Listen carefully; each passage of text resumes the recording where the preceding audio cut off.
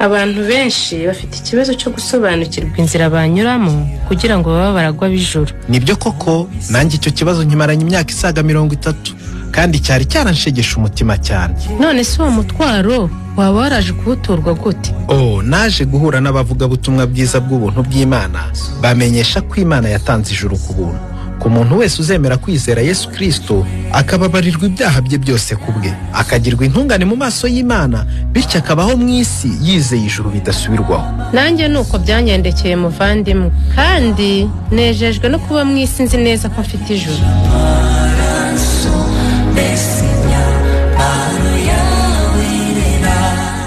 Ese nawe waba wifuza kumenya uko wajya mu ijuru ku bwa Yesu?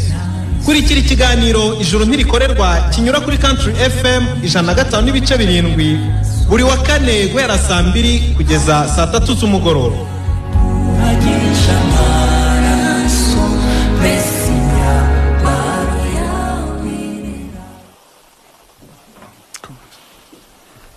Dushimiye Imana cyane yongeye kuduha umwanya mwiza nk'uyu nguyu.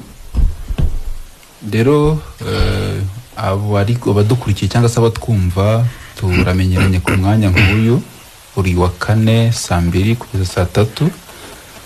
Murabizi ko kuri radio haba hari ikiganiro kivuga butumwa bwiza bubwira abantu ko nyine n'ubundi ijuru ari impano Imana yatangiye ubuntu biciye mu rupfu rwa Kristo Yezu ndetse n'izuka rye. Rero dushimiye none abatwumva kuri uyu mugoroba, ndabizi ko badukurikiye bari benshi, ariko nanone tukanaboneraho no gusuhuza abavandimwe bose, abantu Imana yakije urupfu rw'iteka, uko barahari uretse no mu Rwanda no mu isi yose barahari. Hari abantu Imana yahishuriye Kristo Yezu, imubakurira muri kera habayeho, imubakurira mu mpapuro, imubakurira mu gukurikirana amateka ye gusa, ahubwo ibaha no kumwizera, ibaha kumenya icyatumye Kristo Yezu asiga ubwiza n'icyubahiro mu ijuru akaza mu isi. Imana yahaye bene data benshi kumenya ko Kristo nyine cyari kimuzanye ari ukuza gucungurira Imana abantu bayo. Ahandi ho Imana yari yavuze ngo kubera urukundo rwinshi ikunda inyoko muntu ku isi, ngo nicyo cyatumye nyine itanga Kristo Yezu, araza mu isi, aza ari umwana nyine w'Imana w'ikinege, udafite icyaha cyangwa se utaregeza agikora, ariko babitangaje kuba nyine yarazize ibyaha. Yego. Ariko nanone nsohoje bene data bose bamenye ko Kristo Yezu yazize ibyaha byabo, kuko hari igisambo cyari ku musaraba cyaravuze ngo wowe mwami uri kuzira ibyo utakoze. Ubwo rero nsohoje bene data bose Imana yahishuriye ko Yezu yazize ibyo atakoze. Yego. Ariko nabwo bakaba banamenye ko yazize ibyabo. Yego. Aho bari bose rero abatwumva baduteze amatwi bose turabasuhuje cyane mu izina rya Yesu. Bagubwe neza. Bagubwe neza, bagumye baba amahoro, bagumye bishime n'ubundi banezererwa uko gucungurwa. Yego. Kuko Imana yaduhaye guhitamo umugabane tutazakwa by'iteka ryose. Amen. Kuguma ku birenge bya Yesu ni umugabane mwiza twahisemo. Rero bose aho bari baduteze amatwi baragumye nyine bagubwe neza. Rero twongeye n'ubundi gushimira Imana nyine bitanze umwanya mwiza nk'uyu wo kugira ngo n'ubundi tuganire n'abantu ikiganiro cy'ubutumwa bwiza. Yego. Bubwira abantu ko ijuru n'ubundi ridakorerwa cyangwa se ijuru ari ubuntu. Na bugingo n'ubu iyo umuntu abyumvise hari ubwo yikanga hakurikije igihe amaze atekereza ko yarikorera akarijyamo. Yego. Iyo rero yumvishije ko ijuru ari impano Imana yatangiye ubuntu, rimwe na rimwe umuntu arikanga akibaza ati seti kandi ribaye ubuntu gute n'imyaka amaze nkora. Abandi bakavuga ati nge ni nubwo bwa mbere mbyumvishe ko ari ubuntu. Ariko burya ni ukutabimenya. Iyo uvuze ngo Yesu yaragupfiriye, ubwo nawe uba uvuze ko ijuru Imana yaritanze ku buntu. kuko nicyo cyatumye nyine agupfira. yego Kuko iyo uza kuba wakora ukarijyamo, Yesu yari kwigomera mu ijuru. Ariko ubwo yaje akaza aje gukorera mwene muntu, biragaragara ko twe gukora byatunaniye. ubwo twari tunabujijwe gukora, ahubwo ubwo hari habonetse ugomba gukora. Yego rwose. Twe twari twanagerageje biranga, byaranze, uretse ko nta wabidutumye. Nta wari wabidutumye, kuko abo babwiye gukora barakoze birabananira. Yego yego. Babiraga n'abuzukuru babo ngo nabo babikore, babikoze nabo birabananira. Yego. Imana ibona rero yuko ako gahirahiro nuko kunanirwa kwa muntu, kubwo icyabahwanira ari ugucirwaho iteka. Ariko kuko mu mutima wayo itashakaga ko umuntu acirwaho iteka, ubwo yari igambiriye kumukiza, nicyo cyatumye nyine ihindura isezerano rishingiye ku gukora. Izana nyine iryo gukorerwa. Ati mwebwe mwananiwe gukora, nje kubakorera. Ibinyuze mu mwana wayo. Uvuze ku bari babyemerewe gukora, ngo haba hajemo ikindi, ubwo kubona umuntu akora ariko none atanabyemerewe. Ntawabimubwiye. Ariko uvuze ku bari babyemerewe gukora, hari ukuntu Imana yari yarabigenje neza nkunda. Nabo ngo yari yavuze ngo kugira ngo ibyaha byabo cyangwa se by'umuntu bitwikirwe umwaka umwe, ngo byasabaga ko atamba igitambo ngo gihongerera ibyaha bye, ariko umwaka umwe. Yego. N'ubundi Imana igatwikira ibyo byaha bye ariko umwaka umwe. Ariko nabwo ngo hakoreshejwe igitambo. Byari binamezega nko kubibitsa ahantu kugira bibe byibageranyeho gatoya, kuko ngo igihe cyo kubyibutsa cyarageraga. Ngiyo umwaka washiraga baragendaga bagatwikura hahandi biri, bikagaragara nta na kimwe cyavuyeho, kuko icyagombaga kumaraho icyaha cyari kitaraza, aricyo Kristo muvandimwe. Ariko Imana ishimwe cyane ko yamwe ibishushanya mu isezerano rya kera. Burya ku mutima Imana hari hariho ko izadukiza amaraso amenetse. Yego. Noneho ibishushanyisha kubwira batubanjirije ngo uzane intama cyangwa uzane inuma y'intunguru, nipfa amaraso nkayabona ndabitwikira umwaka umwe. Kandi nta n'uwo yayihaga ngo ayimujyanire, ahubwo nyiri gucumura yarayijyaniraga. Yego yego. Kugira ngo agerane ubumwe na ya ntama igiye kwicwa, nimara gupfa abone uko ataha. Kuko iyo aba yohereje undi akayinyuza ku ruhande ntacyo byari kuba bimaze. Niyo agenda akayisigayo agataha ariko adashyitse ku rupfu rw'iyo ntama, n'ubundi yari kuba aruhiye ubusa.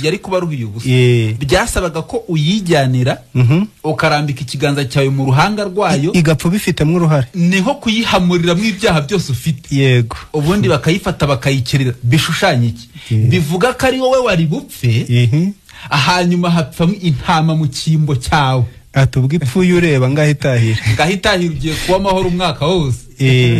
Nubwo uzabyibutswa nyine ibyo byaha umwaka ushize uzanye ikindi gitambo, ariko byibura nabyo turashimira Imana ko byatwikirwaga uwo mwaka umwe. Wataga ufite agahenge, ukamara agahenge k'umwaka. Kuko hirya yacyo nyine wanatambaga n'ibindi bitambo byishimwe, nyine wumva uko biri kose nta kibazo ukibaye. Yego yego. Ariko nanone no kubari babyemerewe nabyo wari umutagangaro, kuko n'ubundi byasabaga nyine ko buri mwaka ushaka icyo gitambo kakizana. Ariko inkuru nziza rero ivuga ko noneho intama y'Imana yabonetse. Yohana bishuruye yaravuze ngo ni intama noneho ikuraho. Twari tuvuze ko intama umuntu yabaga yoroye iyo yabitwikiraga umwaka, ariko intama Imana yohereje imanutse ivuye mu ijuru, iyo yaraje bikuraho burundu.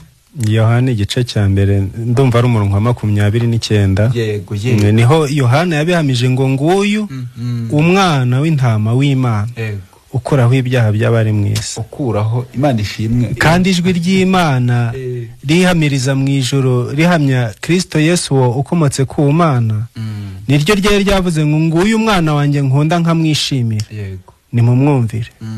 Yohana yarabishimangira avuga ati uko kumwumvira muri bumwumvire, nguyu ni intama yoherejwe n'Imana, uri bukureho uri bumareho ibyaha byanyu, uri bukureho ibyaha by'abantu. Imana ishimwe cyane rero ko yatwoherereje Kristo Yesu nk'intama y'Imana, noneho wakaza adatwikira ahubwo akuraho ibyaha byacu burundu. Ubwo ariko ku bantu nanone babimenye, ubwo twari tubonye ko iyo ntama kugira ngo bitwikirwe umwaka umwe byasabaga kuyijyana, ariko ukanarambika n'ikiganza cyawe mu ruhanga rwayo kugira ngo ibyaha byawe nyine biyifateho. Ubwo urupfu rwa Yesu rukugirira akamaro igihe wamwizeye. Kuko nabwo utamwizeye wazazira ibyaha byawe kandi icyamuzanye ari ukuzibizira. Ariko se ubwo kugirana ubumwe nawe ngo gufata kuri ya ntama igiye gukererwa ni gute muvandimwe? Kuyifataho urabona abantu ujya kumva umuntu aravuze ngo Yesu yaramfiriye, ngo Yesu yaranyitangiye, kandi koko urumva ibyo abavuga nibyo, ariko wamubaza ate se ubwo urumva upfuye wajya mu ijuru?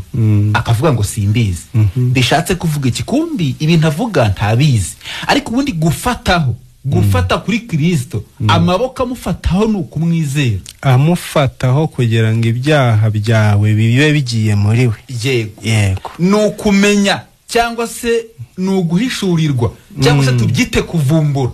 Ni ukumenya ko Kristo Yesu yishyizeho ibyaha byawe byose, ubundi yamara kubyishyiraho akanahanwa igihano cyari kibikwiriye. Ariko aho n'ubundi binumvikane yuko atari wowe uba wabanje kumufataho, kuko ntabwo uba umuzi. Yego, ibyanditswe bivuga yuko ngo uba uri impumyi. Impumyi rero ntiyamenya Yesu n'utari Yesu. Yego, ahubwo Yesu yaraje abanza kugufata kugira ngo mugerane ubumwe. Ngo yambaye akamero k'umugaragu w'imbata. Umugaragu w'imbata ahinduka icyaha. Yego, musangira umugabane ugaragara ari umubiri w'umunyantege nkeya, ngo nguko abana bahuje umubiri n'amaraso, niko Yesu nawe ibyo ngibyo yabihuje nanjye. Ubwo no kuvuga ngo niwe wabanje amfataho kugira ngo agerane ubumwe nanjye, noneho ibyanjye nabyo bibona uko bimujyaho. Ahubwo ubwo kumufataho kwanjye no kumenya yuko hari uwaje kumfataho kugira ngo ibyanjye bimubarweho. Yego, no kubimenya. Ahandi havuga ko ari ukwizera. No kwizera. Aho kwizera no kumenya byose ni Kinyarwanda kimwe. Ubwo bishaze kuvuga ngo nubwo Kristo yatugiriye neza itangaje buryo akaza kisanisha natwe, akambara umubiri nk'uyu twambaye, kumbe ngo kwari kugira ngo ibyaha byacu bibonaho bifata. Nuko niba mukubita babona aho bakubita, kuko ubundi we ni Imana rurema, ntago wanayikubita ngo byemere. Ngo byari bikwiye uko ngibyo byaha byacu twebwe abafite umubiri, nawe yambara umubiri. Ibyanditswe bikavuga ngo yatwaye ibyaha byacu mu mubiri we, ngabibambanwa ku musaraba. Ubundi nyine umubiri ugaragara ufatika niwo wabamba bikemera. Niyo mpamvu ngo ishusho y'ubumana, Imana y'umwuka itabonwa, itagaragara, itabonwa n'amaso, ntiyabashaga gufatwa n'amaboko y'abantu ngo imanike ku giti ibambe kubitemwe imisumari byemere. Ahubwo ubwo yigize umuntu, yishushanya n'umuntu kugira ngo ibyaha bya muntu abone uko abyikorera mu mubiri we. Ubwo nta kundi yari buducungura atambaye umubiri. Ntibishoboka. Yisanishe natwe, yambara umubiri nk'uyu twambaye kugira ngo ibyaha byacu bibonaho bifata. Kugira ngo nawe ucyambaye umubiri ariko umenya ko hari icyo wakorewe, uzakurwa mu mubiri, uzatandukanywe n'umubiri, uzi aho werekera. Uzi aho werekera.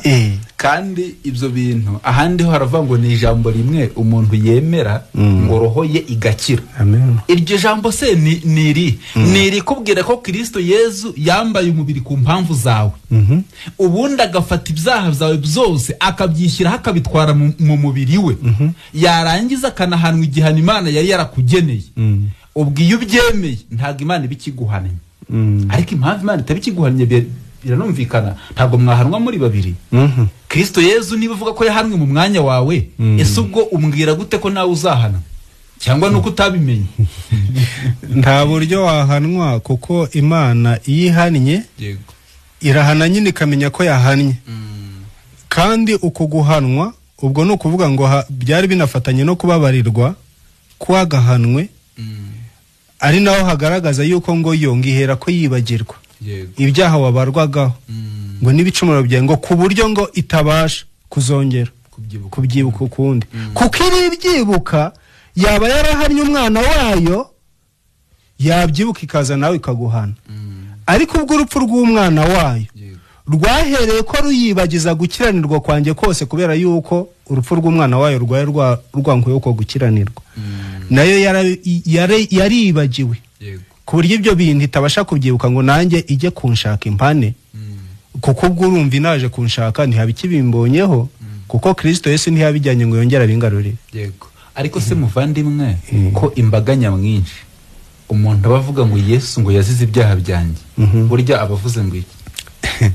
Abavuze yuko urupfu rwa Yesu yapfuye. Yego njivuzeho ubwo mvuze ko yazize yahanwe mu mwanya wanjye ubwo mba mvuze yuko urupfu nagombaga gupfa ari we warupfuye yazize ibyaha nagombaga kuzira byamugiyeho abari ubizira ubwo nicyo ngicyo umuntu abavuze. Yego bigasaba rero ubwo uko byangendeye kumenya ko yabizize nanjye nabyemeye gutyo mu mutima numva nta kimana ikimpoye. Yego Imana ishimwe cyane ariko ikibazo kiba kirimo no umuntu uvuga ko yazize ibyaha bye agahindukira akavuga ko kujya mu ijuru byo ngo ntabyaze ntago aba yabimenye ntabyo aba yamenye kuko kirya gisambo cyari iburyo cyarabimenye Yesu yataritsibwira ngo turabana nawe muri paradizo bivuga ngo iyo umuntu yizeye Kristo Yesu ako kanyu kimwizera uhita uronka ubugingo buhoraho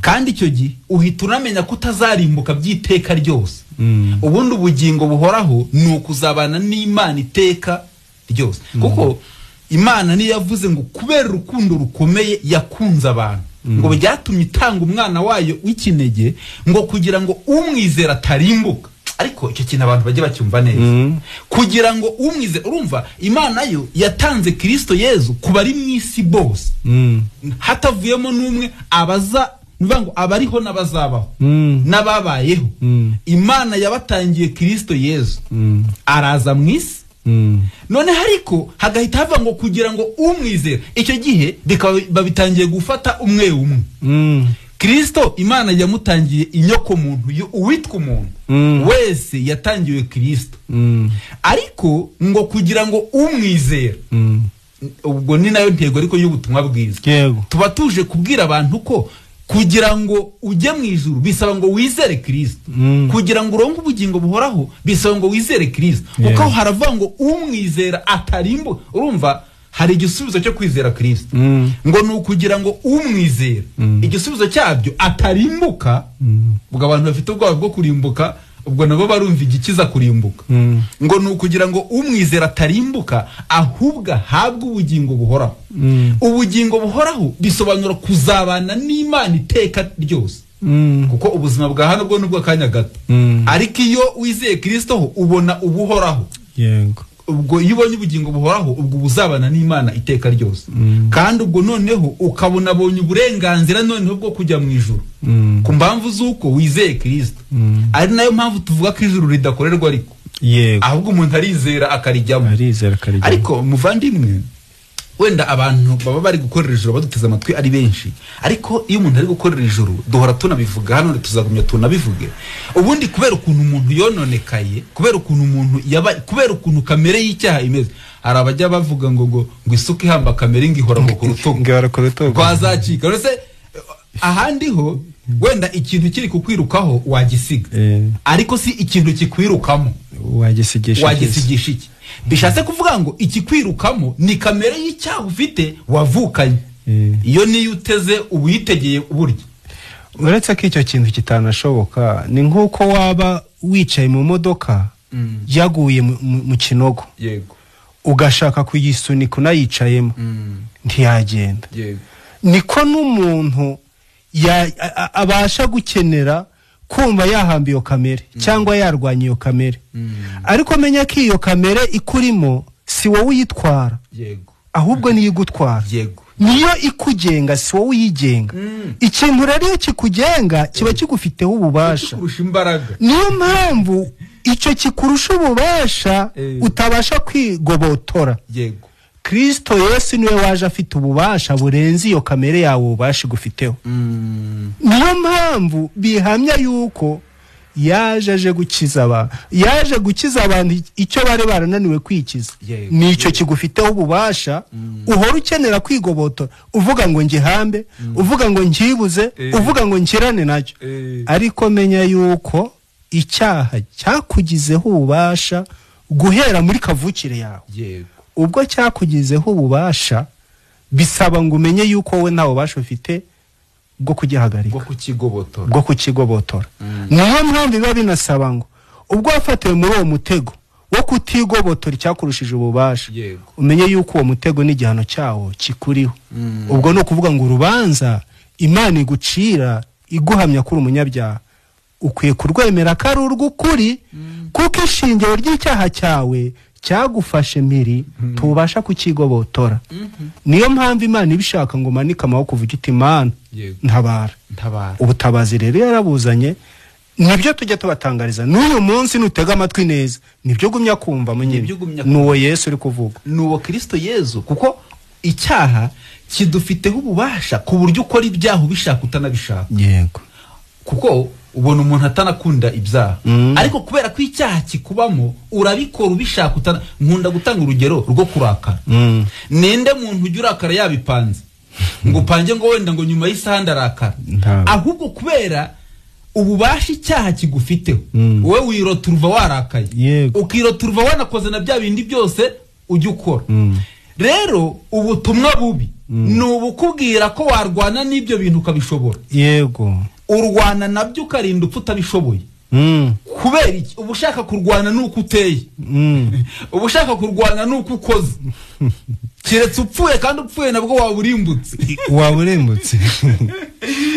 Rero inkuru nziza tuba twazanye nivuga ko wakabaye ureka kurwana nuko kuntu uteye, utekereza ko wabikosora ukaba mwiza. Kandi muvandimwe, ndekeza ko abatwumva baba baragerageje bikanga cyane. Nta kimuntu ataba yarakoze agerageza gushaka kuba mwiza ariko ntibyemere. Natwe nuko twahoze ariko. Yego, natwe nuko twahoze. Nuko duhora dushaka kuba beza ariko ntibyemere. Kandi n'uyu munsi abantu barashishikaye cyane gukomeza gutyo.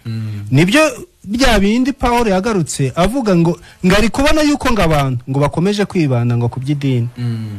Bakomeje kwibanda nyine kuko gukeranya ibimufiteho ububasha. Yego. Ahandi Paulo nubundi nyine agirira bene wabo impuhwe, bameze batyo bumva bazajya mu ijuru babikoreye cyangwa se babihibikaniye. Aravuga ngo icyo umutima wanjye wifuza nicyo nsabira bene wacu, nicyo nsabira abayisiraheli ku Mana, ni ukugira ngo bakizwe. Ariko anashyiramo ikintu gikomeye, aravuga ngo ndabahamya ko bafite ishyaka ry'Imana, ariko ishyaka ritava mu bwenge. Ahandi aravuga ngo ridashingiye ku kuyimenya. Yego rwose. Ni ishyaka wita ry'Imana ariko ridashingiye ku kumenya Imana. Ufite ishyaka ry'Imana ariko mu bundi buryo ntuzi Imana. Ufite iryo shyaka. Ariko abantu banibaza tubwo ni gute nagira ishyaka ry'Imana ntayizi. Dore uko bimeze.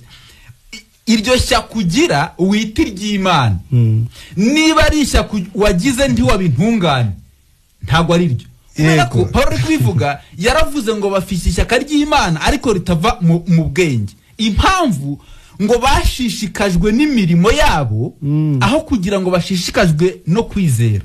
Baba basitaye kuri ryabuye. Iryo buye abavuze ni Kristo.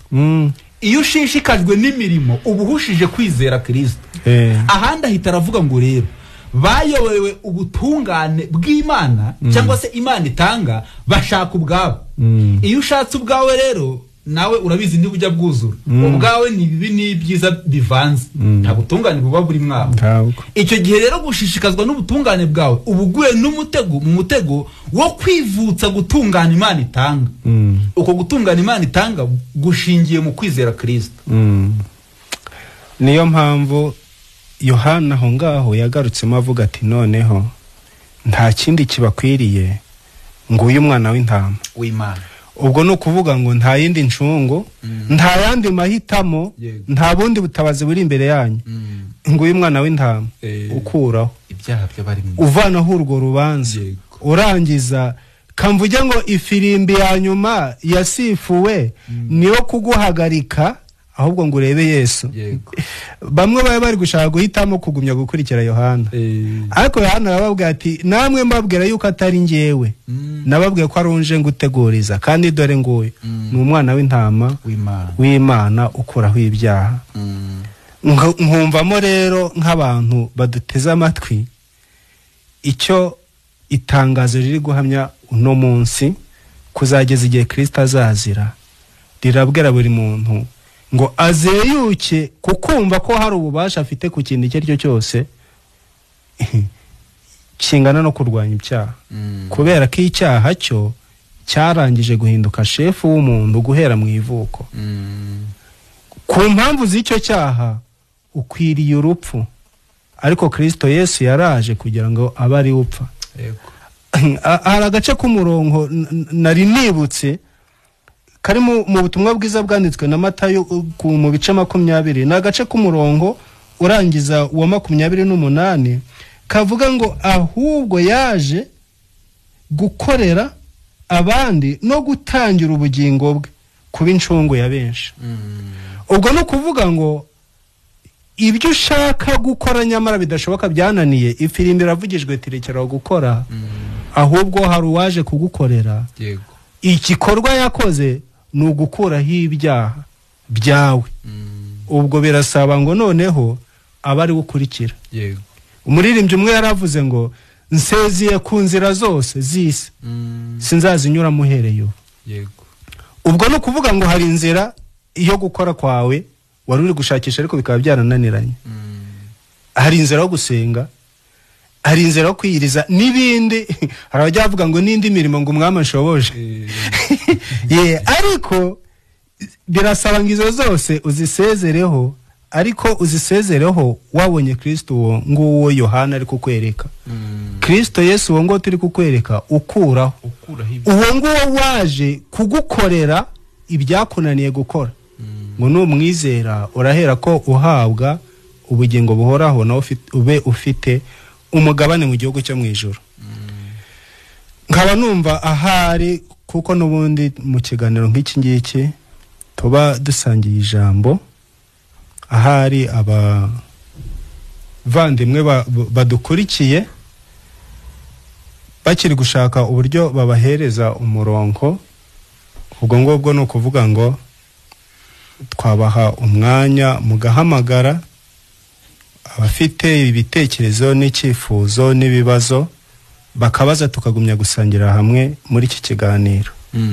Nimero muhamagaraho ni 0782 44 21 25, 0782 44 21 25, Tigo cyangwa se Airtel 0738 300, 0738 300.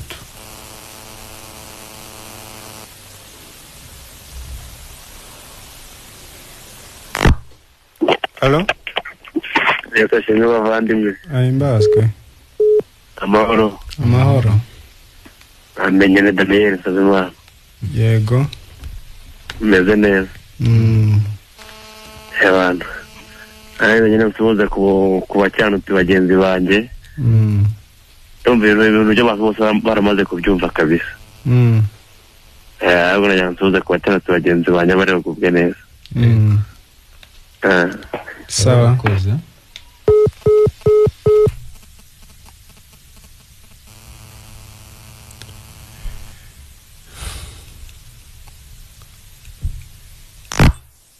Halo? Halo?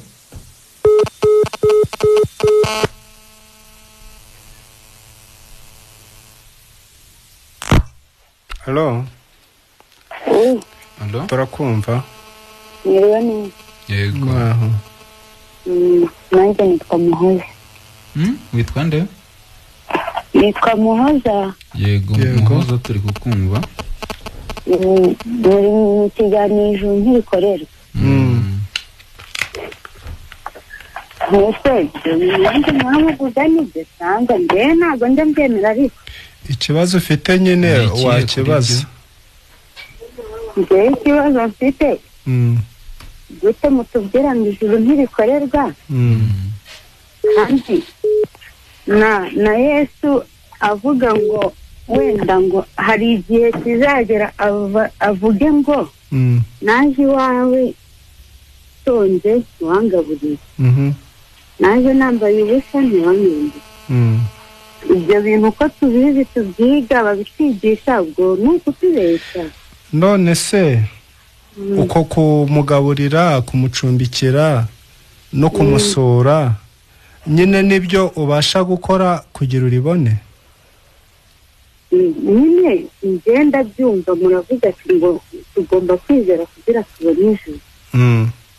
Ariko none se ubwo wakizera ugakomeza gukora ibindi byaha byose, ubundi iryo juru utazaribona? Ijambo ry'Imana niryo rivuga ngo hahirwa abapfa bapfira mu mwami, ngo kugira ngo baruhuke imihati yabo, kuko imirimo yabo izaza ibakurikiye. Ntabwo imirimo rero ibanza kugira ngo ujye mu mwami, ahubwo we ubanza kujya mu mwami. Wamara kujya mu mwami, aho mu mwami akaba ariho ukorera ibyemerwa n'uwo mwami. Uko kujya mu mwami rero ni ukwizera Kristo Yesu. Ubwo iyo umwizeye ahinduka umwami, yinjira mu mutima wawe, akaba umwami muri wowe, akaba ari ujya wakumenyesha icyo gukora. Naho iyo utaramwizera nta nshingano yaguhereza kuko aba atakuzi. Niyo mpamvu hari abahisemo gukora mbere yo kumwizera, abo ngabo ngazaberurira, ngababwira ati bazaba bari kugaragaza bati twarasenze, twirukanye abadayimoni, twagaburiye abantu, twabanaga nawe mu materaniro, ariko ngazaberurira ababwire ngo nimumve imbere mwa nkozi z'ibibi. Ubwo nayo masengesho yabona ko gukiza kwabo azaba yise ngo ni bibi, simbazi, sinigeze no kubamenya. Urumva se ibyo azaba bahakaniye ni ibigaragara ari ibyaha bakoze cyangwa ibigaragara ari byiza bakoze? Ni ibigaragara nk'ibyaha bakoze. Ni ibyiza bakoze. None se gusenga basengaga no kwirukana abadayimoni bakoze, nyine urumva byari ibyaha? Ku rwowe ruhande usengeye abantu cyangwa ukagaburira abantu cyangwa ukajya mu misa mu nyigisho mu materaniro, urumva bari ibyaha? Ibyo bigaragara nk'ibyiza bakoze. None se Yesu ngazaberurira ababwire ngo iki? Nyine impamvu azaberurira ngo nigeze kubamenya mwa nkozi z'ibibi. Yego. Naho wamwizera guto ugakomeza ukora ibyaha, ni cyo kizatuma akubwira ko atigeze kumenya. Kandi nyine umwizeye aba ahindutse umukiranutsi, abarwaho gukiranuka kwa Yesu nk'uko nawe aba yarabazweho ibyaha byabo. Niyo mpamvu ntabwo umuntu abanza gukora, ahubwo abanza kwizera Kristo Yesu, yabarwa ahubwo bukiranutse akajya yakora nyine ari muri Kristo Yesu. None se ubusanzwe wowe hari uburyo wamenye umwana abasha kugira imirimo akora atari yabanza ngo avuke muri urwo rugo? Oya, ntabwo byashoboka. Habanza rero kuvuka. Urabona n'ibyo Yesu yabwiye wa mugabo Nikodemu, yaramubwiye ngo ukwiye kubanza ukavuka ubwa kabiri. Uzi ko Nikodemu yabarwa ko yari nka pasiteri, ngo yari umwigisha. Ntabwo yari umwigisha w'ubumenyi nk'ubu ngubu tujyana mu abana mu mashuri, ahubwo yari umwigisha w'amategeko, yari umwigisha w'iby'Imana, ariko ataravuka ubwa kabiri. Ibaze nyine ko waba uri umubwiriza, uri umwarimu, uri umupasiteri cyangwa uri igiki, wigisha ariko ukaba utaravutse ubwa kabiri. None se ibyo byose ubundi kugira ngo ukore iyo mirimo ni ukuba wabanje gukiranuka. Ibyo byose ubikora kubera ko wakiranutse. Yego. Ari umwuka w'Imana uri kukuyobora. None ufite uwo mwuka ntabwo wabasha gukora ibyo. None ikibazo mfite njyewe rero ni ukwibaza ngo nshobora kuba nizeye, ngahamanya n'umutima wanjye ko nizera Yesu, ahandi bya byaha byose nkabikora, ibyo byose nyine bibi nkabyirundiraho nkabikora, gusa ndabizi ko nizeye. Icyo gihe ndamutse mpfuye ndi muri ibyo byaha nagera mu ijuru. Nicyo kibazo. Noneho katujyane neza, wowe tuvugana warizeye? Ye, kuko uri kuvuga ngo ushobora kuba warizeye. Ni nguko wavuga ngo nshobora kuba narariye kubuki ariko nyirizina utaraburiye ngo umenye nimba buryo cyangwa nimba burura. None kuvuga ngo ushobora kuba warizeye cyangwa nturizera. Reka tubanze nge narizeye. Noneho wizeye. Noneho hanyuma yo kwizera kwanjye nzajye nkora ibyo byaha byose ijuru nzarigeramo. Katujyane neza.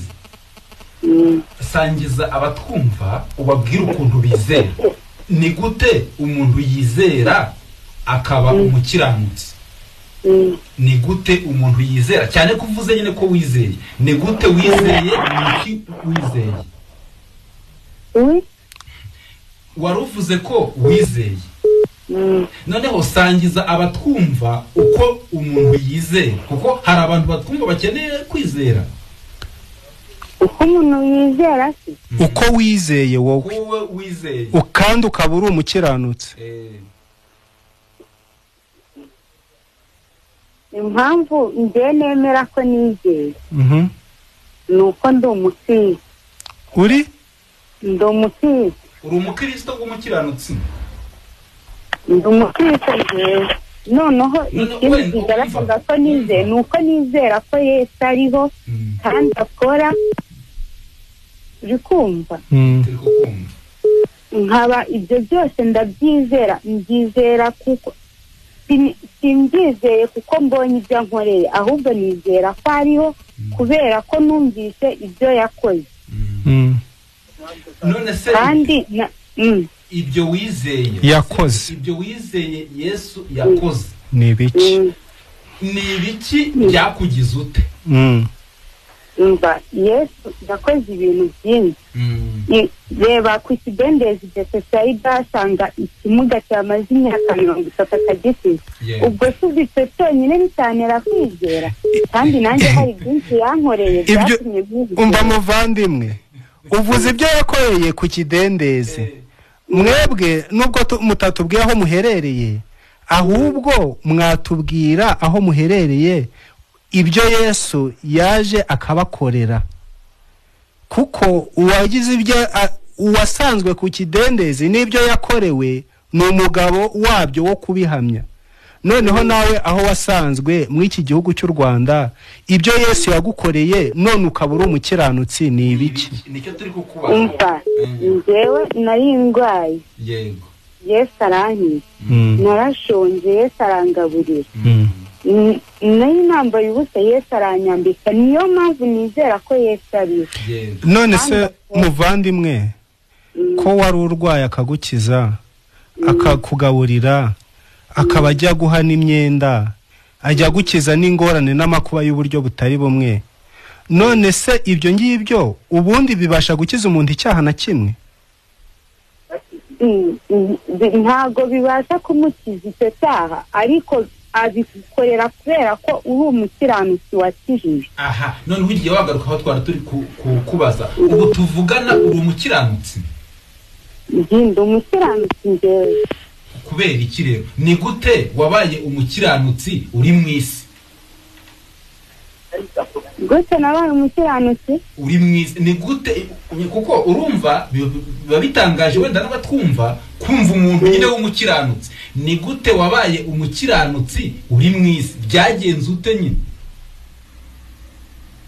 Impamvu nabaye umukiranutsi ndi mu isi. Kandi ubwo ujye ubyumva neza, ujye wumva ko umukiranutsi ni umuntu udafite icyaha. Ni umuntu Imana itabaraho icyaha. Ni umuntu udafite icyaha. Ubwo kugira ngo bisobanure neza, ni gute wabaye umuntu mu isi udafite icyaha? Impamvu nemera ko ndi umukiranutsi none aha ngewe nuko nzi yuko nta cyaha Imana ishyiraho urubanza. Icyo Imana idakunda nanjye ntabwo ngikunda, ndacyanga. Niyo mpamvu mpamya ko ndi umukiranutsi mu mutima wanjye. Ubwo ukaba uvuze ko kubera ko wanga icyaha nta n'icyo ujya ukora se? Ibyo Yesu yanga se cyangwa Imana nanjye simbikunda. Muri ya mategeko yose yatanze ngerageza kuyakurikiza. niyo mpamvu mbara ko ndi umukiranuka. None ugiye wanazubizana neza ubwo ukaba utubwiye ko wumviye amategeko y'Imana yose? Amategeko y'Imana ngerageza kuyakurikirana. Ubwo ari ukugerageza se byibura hari mwayo ujya wica? Aya? Ubwo ari ukugerageza ndabyemera, hari mwayo ujya wica se? Ayo ndanisha? Nta mategeko y'Imana ngiye nisa uko yayanditse cyangwa uko yayatanze, ndayagerageza nyine kuyakurikiza. Wenda sinavuga ko 100% nyakurikiza, ariko hari ibyo nkurikiza muri byo wenda 90. None urumva ahantu wari wibeshye rero, wari utubwiye ko uri umukiranutsi nta kuntu uri we, kuko urumva ko we amategeko y'Imana ni 90, ariko urumva hari nk'iryo ari kunanira. Ntabwo byuzuye rero, ntabwo uri umukiranutsi. Ngende umukiranutsi ariko ahubwo se nge n'ikibazo nababajije ntabwo mwakinsubiza, ahubwo ndikumva muri kunjyana kure mutansubiza. Dore impamvu Yesu haraba yabwiye ngo iyo baba bemera ko bahumye ngo yari kubahumura. Noneho buriya biba bisaba ngo umuntu nimba hari ikintu atazi yemere kuba atakizi, niho ahabwa kukimenya. Kuko nimba watubwiraga yuko ngo uri umukiranutsi ngo ariko ngo ukaba wagumya gukora ibyaha, k'ibyo ngibyo bidashoboka. Ariko gukiranuka turi gutangariza abatwumva bakurikiye iki kiganiro ni ugukiranuka kutagira icyaha, kutigeze kukigira, kutazigera kunakigira. Ni ugukiranuka kwa Kristo Yesu. Uko nguko uwaguhawe bivuga yuko abahindutse umukiranutsi imbere y'Imana, kandi noneho kuko mu ruhande rwe rw'ubunyabyaha aho ngaho n'ubundi Imana ibigaragaza yuko uwo munyabyaha yapfanye na Kristo Yesu. Ibyanditswe bikavuga yuko umuntu warangije gupfa ku byaha atakongera kubiramiramo. Umukiranutsi rero ntabwo agengwa n'ibyaha, kubera yuko itegeko ryo gukiranuka rya Kristo riba riri muri uwo muntu, rimuhesha gukiranuka.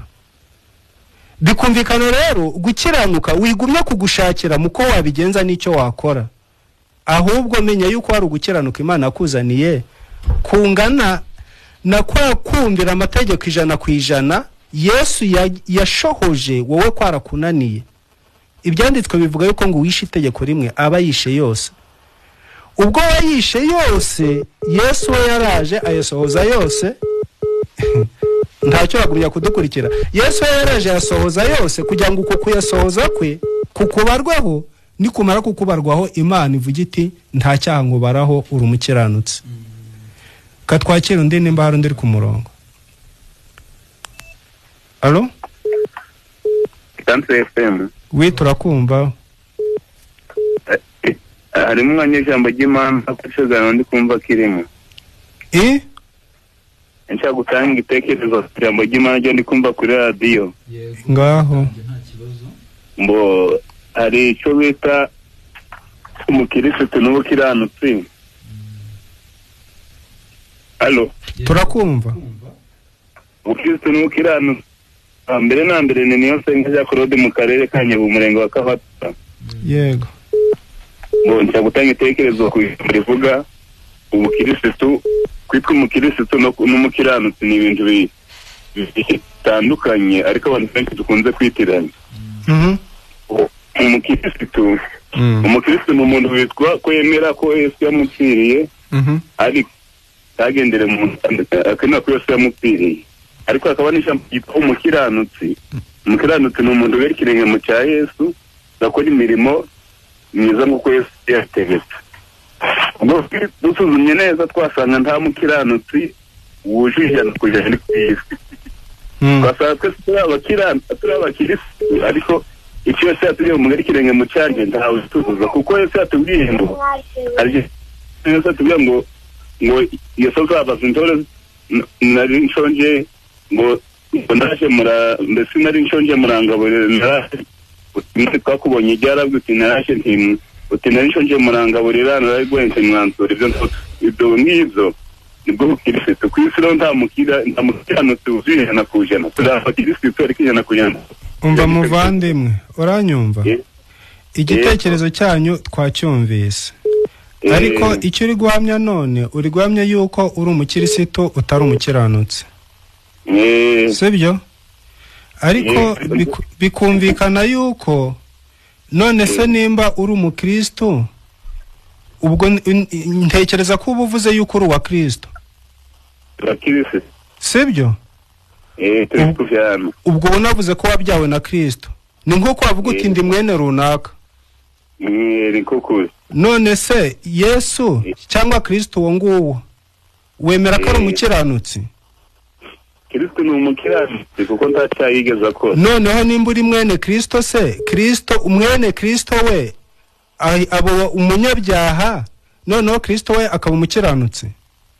Ariko ijambo ry'Imana ratubwira ngo gerageza gukora ibyiza bibikantanga imbere.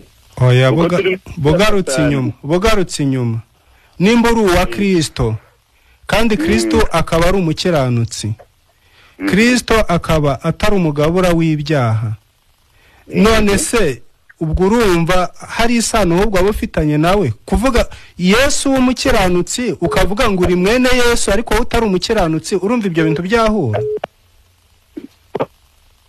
Umukiranutsi abafite inshingano umukristo abafite inshingano kuba umukiranutsi kuko Yesu yadutegetse noneho agashaka gukiranuka yishatsemo noneho yamara kwera Yesu ko dufite abantu benshi tw'abakirisitu reka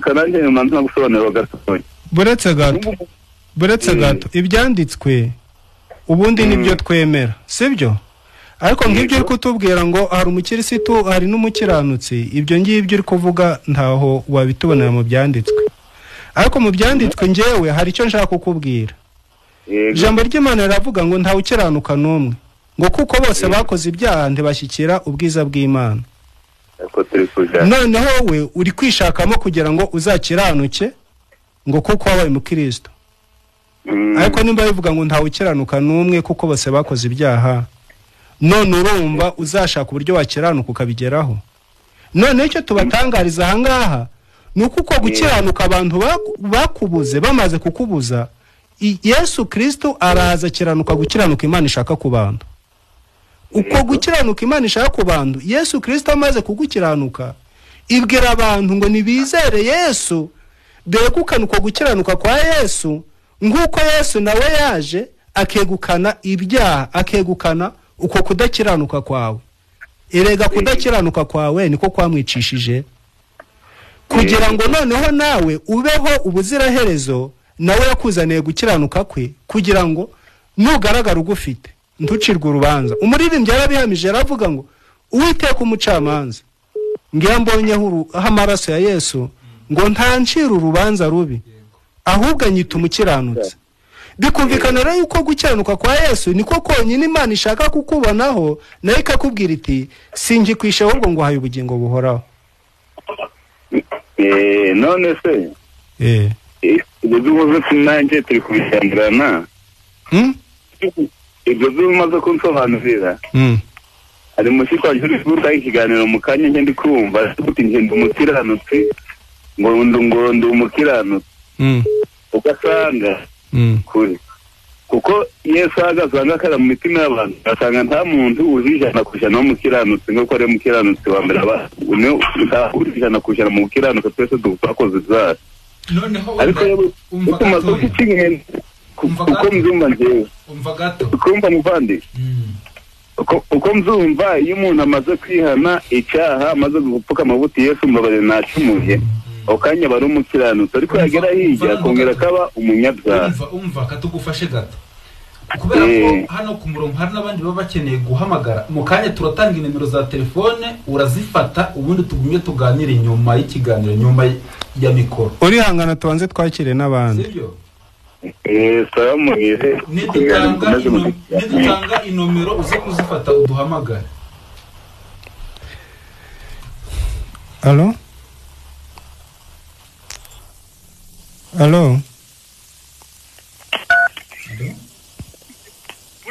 bravo muraho Uraneza? Yego turakumva.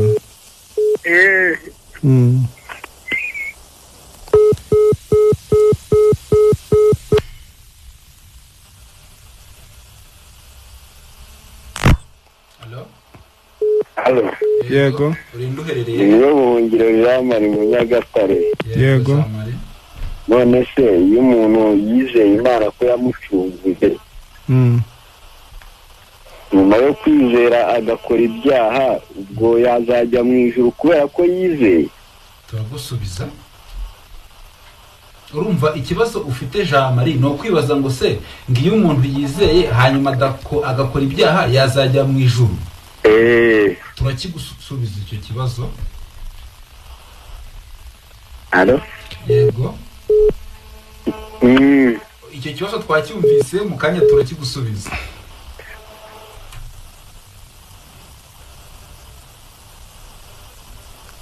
Allo? Allo?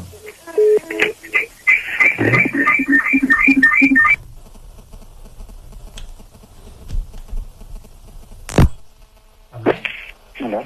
Yego, rindereye. Mwiriwe. Mahoro ni Saratier basuhuza mu Nyagatare. Yego. Turakumva. Nshimiye Imana nyine mpaye uburyo bwo kuvugana namwe. Ariko ndumva ikirere kitameze neza. Nzi niba muri kunyumva mwebwe. Turi kubumva nta kibazo. Nagarukaga nge kuri ya mukobwa watangiye Muhoza. Yego. Ariko uvuga ko ari umukiranutsi ariko ko ajya akora ibyaha. Ndagira mubwire ko atari ku muntu w'umukiranutsi ariko nanjye mbabwira ko ndi umukiranutsi abanyumva. Mushaka kubasobanura uburyo umuntu aba umunyabyaha ko bitagendana no gukora ibyaha. No gukiranuka Imana iha umuntu ntabwo ari ugukiranuka umuntu akorera. Yego. Ari ugukiranuka kuzana n'amategeko ariko umuntu akorera ntabwo ari uko rero uko kuzamwe ibyaha umuntu agakora ibyaha agakiranuka akajya bivanga. Noneho gukiranuka kujyana mu ijuru no gukiranuka Imana ihera umuntu ubusa. Yego.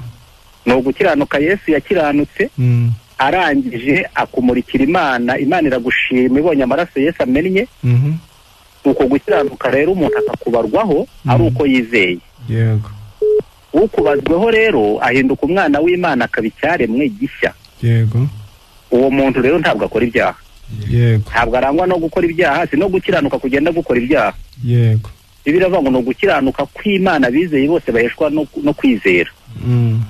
Noneho mu Baroma ibice cya 8 haravuga ngo nuko rero noneho abari muri Kristo Yesu ntateka bacirwa n'abakiriye uko gukiranuka Imana itanga. Yego. Ntateka bagiciriweho kubera yuko ngo kuko itegeko ry'umwuka w'ubugingo bwo muri Kristo Yesu ritari batura umuntu w'itegeko ry'ibyaha n'urupfu. Hari itegeko ry'Imana riza mu ngingo z'uwo muntu rituma uwo muntu adakora ibyaha kubera yuko kamere yakoraga ibyaha itibuzwa na rya tegeko Imana ishyize mu ngingo z'uwo muntu. Yego. Muhoza rero yumve yuko umuntu w'umukiranutsi atagenda akora ibyaha sibyo uko kwizera yaba afite ntabwo ariko nuko gukiranuka aba afite siko gukiranuka Imana itanga guhesha ugufite kuba amahoro akabana n'Imana amahoro.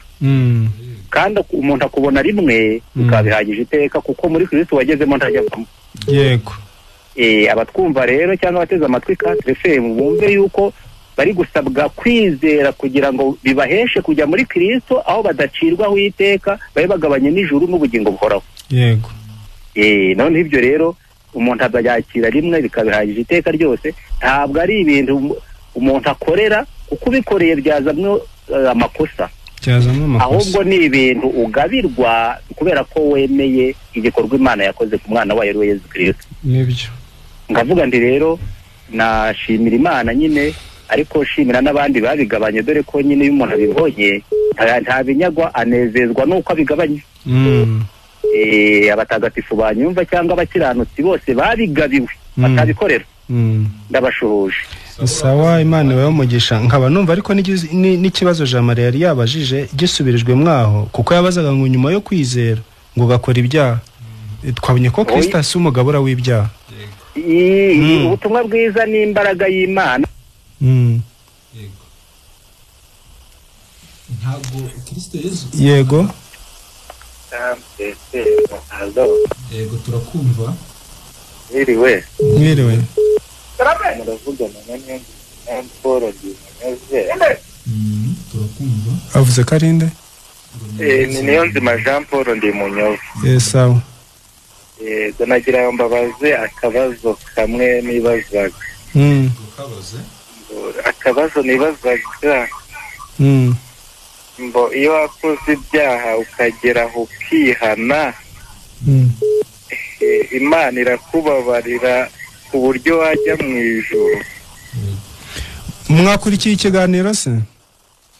Ikiganiro nagikurikiye cyane rwose. mwatangiranye natwe?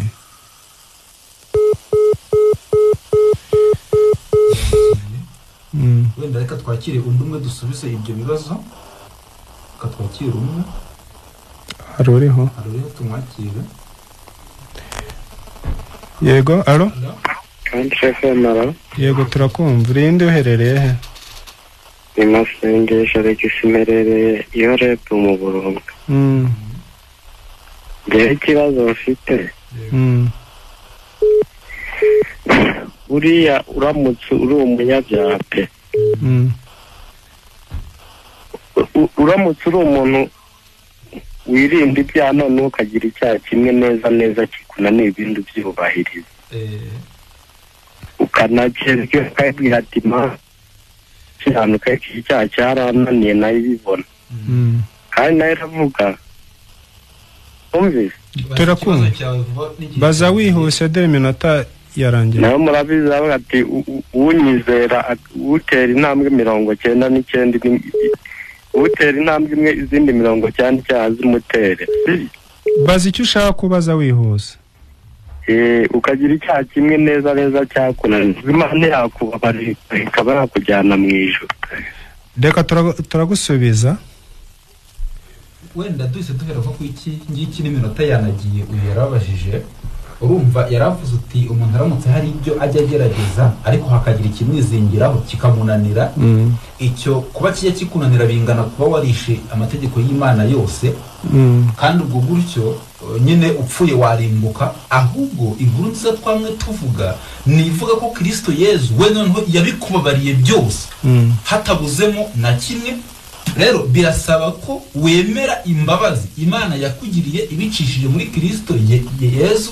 Aho niho honyine wakemerwa n'Imana ukajya mu ijuru. Naho gutekereza ko hari ukundi wabigenza ukajya mu ijuru bidaciye kuri Kristo Yezu, nta yindi nzira ihari mu isi ndetse no mu ijuru ihari kiretse inyura kuri Kristo Yezu. Wenda uwo ikibazo cy'ibenda cyanasubira kuko kujya mu ijuru bisaba kwizera Kristo. Na ibyo byo kuvuga ngo nakoze ibingi iki kirananira, ibyo ntacyo byagufasha, ngo birasaba ko wizera Kristo. Ikindi kibazo wenda n'iminota yagiye. Ikibazo ni hari ahagumya agaragaza ngo nyuma yo kwizera ngo kagumya gukora ibyaha, ariko n'ubundi ku bantu badukurikiye twagiye tubagaragariza yuko ubusanzwe icyaha cyahindutse umutware w'umuntu.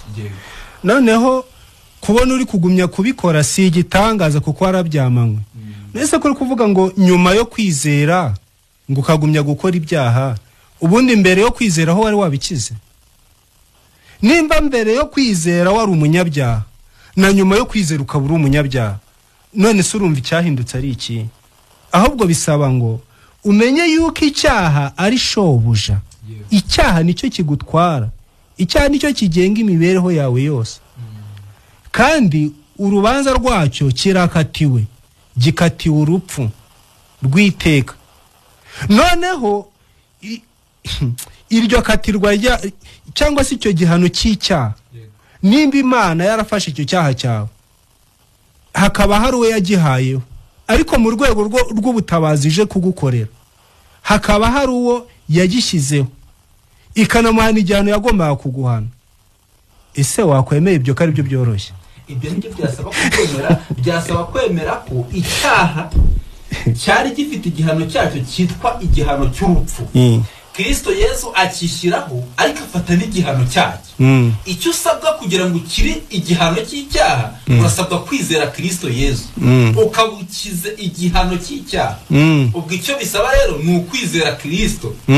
Uriya warubashije uti ngo none se ubwo umuntu ngo yakizera ngo agakora ngo ibyaha. Impamvu umuntu abataramenya imbaraga ziba mu kwizera urabona usanzwe ukora ibyaha bitasabye ko wizera. Ugize amahirwe ukizera Kristo Yesu wakira ibyaha. Twari twavuze ngo Yohana mubonye yaravuze ngo ni ntama w'Imana ukuraho ibyaha. Niko byari byahamije yuko warangije kuba wa Yesu. Mariya yarabwiye ngo uzamwite Yesu ngo kuko ari uzakuraho abantu, uzakiza abantu b'ibyaha byabo. Niba ushaka gukira ibyaha izere Yesu, izere Kristo. Nta bundi buryo buhari wakira mu ibyaha utizeye Kristo. Ndabona hari iminota yarangiye. Byose biragaragara byasubirijwemo. Byenda n'abatanyuzwe tujya kubahereza umurongo baraduhamagara turagenda tubasobanurira. Ngewe muvugana ubu ngubu Theophile, izina nimero ni 0788 87 998 777 078 89 9 078 87 877. Tigo ni ugukuramo uwo 8 wa MTN ugashyiramo 2 ukozuza hiyo mibare iheruka. Iza Patrice ni 0783 167 163 0783 167 163 Tigo 0722 167 mwaduhamagara tukavugana. Mwakoze cyane, Imana ibahe umugisha.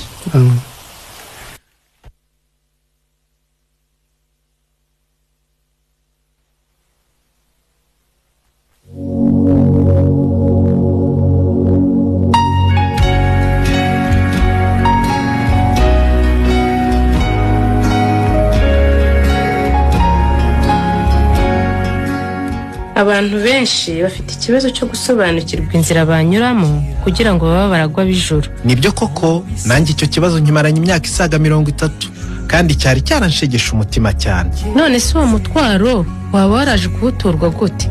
Naje guhura n'abavuga butumwa bwiza bw'ubuntu bw'Imana bamenyesha ko Imana yatanze ijuru ku buntu. Ku muntu wese uzemera kwizera Yesu Kristo akababarirwa ibyaha bye byose kubwe, akagirwa intungane mu maso y'Imana, bityo akabaho mu isi yizeye ijuru bidasubirwaho. Nanjye nuko byangendekeye muvandimwe, kandi nejejwe no kuba mu isi nzi neza ko mfite ijuru.